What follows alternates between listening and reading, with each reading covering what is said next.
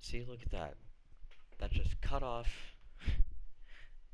and it's terrible. Um, but whatever. I noticed that the volume was a little high still in the last thing, so I'm gonna turn it down more. Oh, what am I doing? Oh, I'm a mess. Um, but anyway, not much happened. We crashed. You already knew that. We gotta run. We got no time to chatter. We gotta go. Tommy got a gun. Okay. Anyway, as I was saying before, I was rudely interrupted by the PS4's inability to capture more than 50 minutes at a time. That lady's just taking her grand old time. Um, uh, I'll record PC gameplay still, just not triple A super graphics ultra 350 1080 4K games. That was a really invalid statement that made no sense. Dude, can you guys listen? I know that it's like the end of the world, but you can use your manners.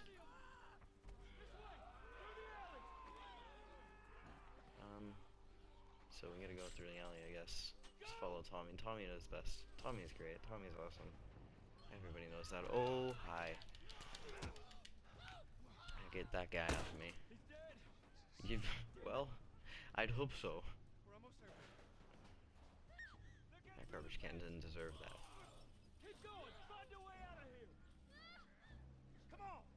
Sarah, shut up.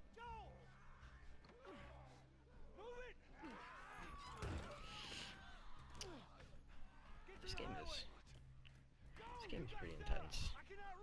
Like all the time. That's one thing. This game never gives you a break.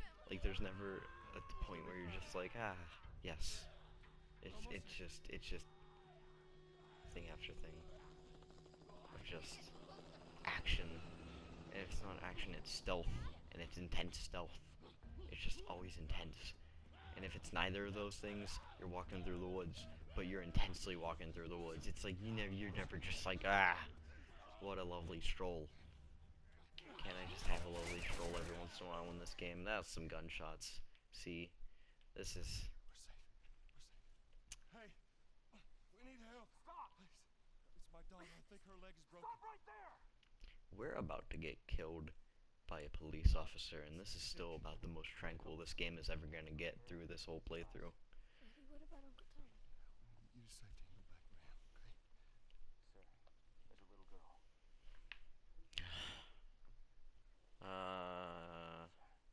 Come on. Somebody we've just been Oh, through. this game.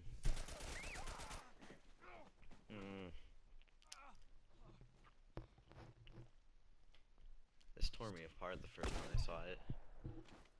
I'm just saying, oh my god. Oh no. Oh. Sarah. Oh. Move your hands, baby. It's happening again. No. Listen to me. I can't deal with this shit. You're gonna be okay, baby. Stay with me. I'm gonna pick you up. I know, baby. I know it hurts. Come on, baby. Please. I know, baby. I know. Sarah. I don't have any jokes. This is just a really powerful scene. Baby.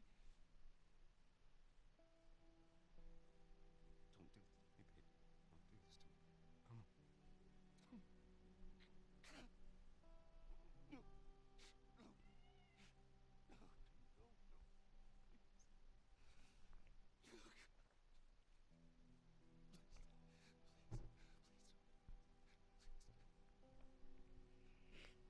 Please. Please.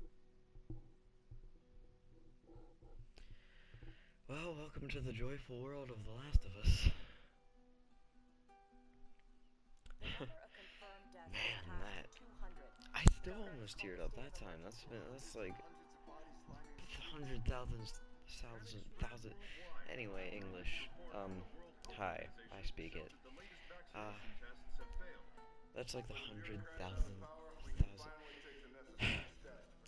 I've seen that a lot of times. And it still made me really sad. It's just a sad scene. Excuse me, I just took a drink of water. So yeah, but also this opening sequence right here, this like credit sequence, it's very cinematic.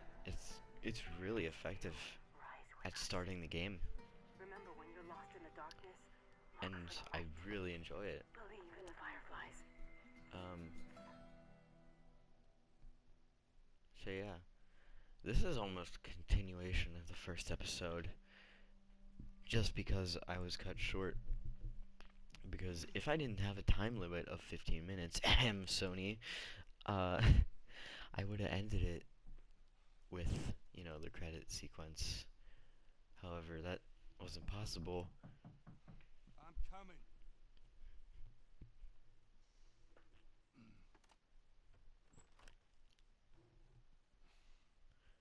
So this is Tess. How was your morning? She's a bitch. Good friend. Want one? No, I don't. Come on, Ron. Well, I have some interesting news for you. Where were you, Tess? West End District. Hey, we had a drop to make. We had a drop. And it's always like Well, really interesting to me alone, remember? to see the worlds that these people set up after the apocalypse in games, in really in anything, in any sort of Deal went off you without know, a hitch. Enough ration book, was the movie, anything. It's always really interesting to see how people like create these post-apocalyptic societies. And in this, it's a very much Half-Life 2 sort of situation, where it's like, you know, Is asshole still with us? the government, the police, people kind of like Find out who they were. keeping you in these quarantine zones and stuff. Isn't it Robert? Fucking sick. It just reminds me a lot of the opening of Half-Life 2, honestly, like all the quarantine zones and stuff. The way that they're set up and everything. Maybe that's just me. I'm gonna get, you know, hated for this, but I have not played all the way through Half-Life 2. Well, I'm ready now. So, idea for a playthrough in the future, maybe? I think that'd be fun. You know, I've never played it, but tons of people love it, so why not? So obviously this is the quarantine zone that me and Tess and I live in. Only got a few hours left until curfew. So, Better hurry up then. as a bird, man, I kind of want to like test out at some point if you have guns, can you like shoot birds? So there are a lot of Easter eggs, such as if you stick around, these guys will actually mention you.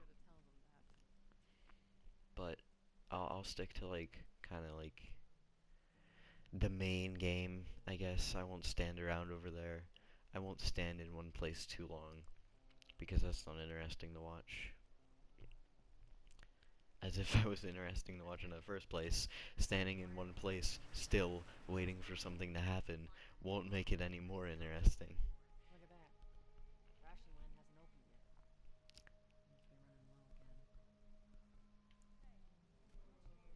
I really gotta like watch the time, because it's already been 10 minutes. It does not feel like it's been 10 minutes since I started recording this. But what are you doing? Dude. Just running from something. Oh. Okay, so they're setting these guys up because they're gonna like kill them. I guess they're infected. Maybe they're like, maybe they rebelled against. No, they're checking if they're infected. If they're infected, they're gonna kill them. Alright. Actually, I'll stop, because this actually is pretty cool, that if you stop and wait for this to happen, you can miss all of this. I've seen playthroughs where people have missed this stuff. It's just crazy that they would just add this when they had no reason to. Like I said, this game, tons of stuff with no reason. They didn't need to do that. They didn't need to do any of this.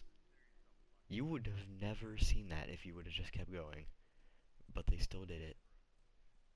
Seems like more people are getting infected. That just means more people are sneaking in.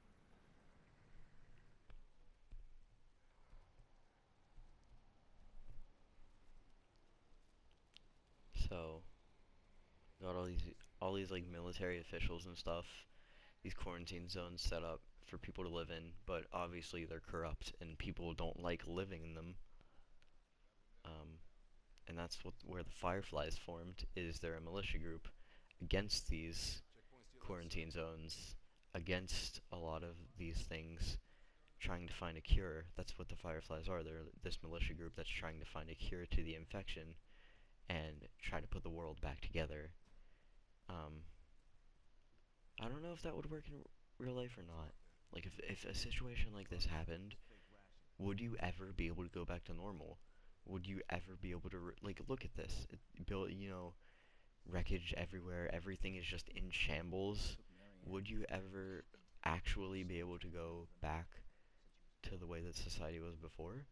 Or would it just forever be a sort of, like, lost cause, It's kind of an interesting thing to think about. This game, at its surface, is obviously a zombie game, but it can also bring up a lot of things that are interesting to think about. And I like that. I like games that can make you think about things. So this is some water getting all over my Gucci shoes. I don't appreciate that very much. Almost to the easy. Patch yourself up, alright? Anyway, I'm almost at 15 minutes again.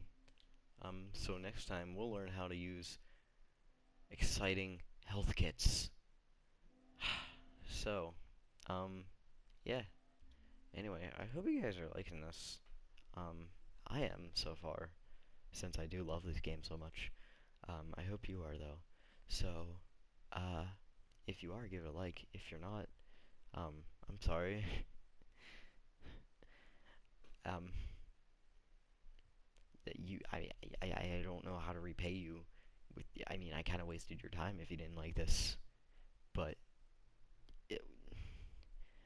sorry. Anyway, I'm Inversion, and I'll see you in the third episode, so goodbye.